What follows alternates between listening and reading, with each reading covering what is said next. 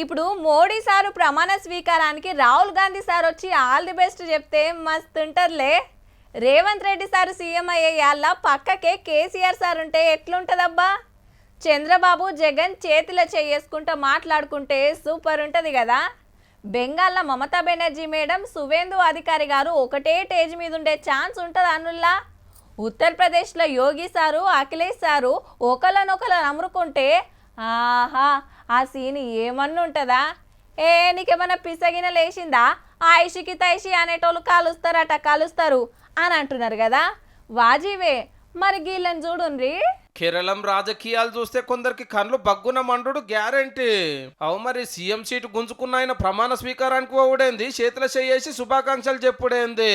దేశంలో ఏమన్నా గిట్లుంటదా? మళ్ళా ఎలక్షన్ల కాంగ్రెస్ పార్టీ సత్తా చాటినాక సతీశన్ సారే సీఎం అని డిసైడ్ చేసినాక విజయం సాధించని విజయన్ సార్ ఇంటికి వస్తే గల్మకాడికి వచ్చి గిట్ల ఎదుర్కొన్నాడు.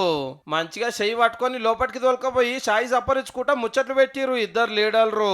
రేపు ప్రమాణ స్వీకారం చేస్తున్నా, మీరు తప్పకుండా రావాలని పిలిస్తే నేనెందుకు రాను, పక్కా వస్తాని మాట ఇచ్చినట్టే వచ్చిండు మాజీ ముఖ్యమంత్రి సారు.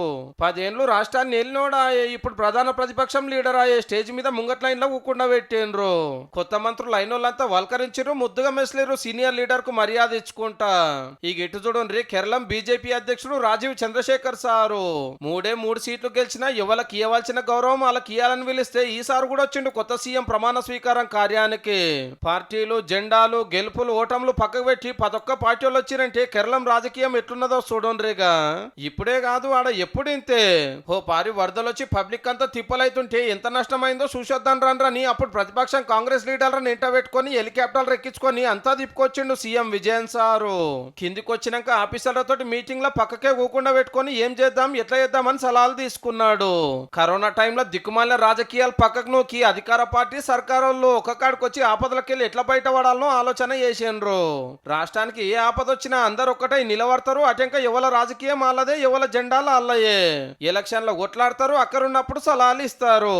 ఎవరు ఏలువాళ్ళు ఉన్నా ఇదే తరీకా. అక్కడ లీడర్లు గిట్లున్నందుకే కావచ్చు చదువులా, వైద్యంలా, పబ్లిక్ తిప్పలు తీర్చుట్లా కేరళం రాష్ట్రం అందరికంటే ముంగట్టున్నది. ఈ ముచ్చట చెప్తుంటే మన కాడి రాజకీయం, మన గౌరవ లీడర్లు యాదకొస్తే మాకు సంబంధం లేదు.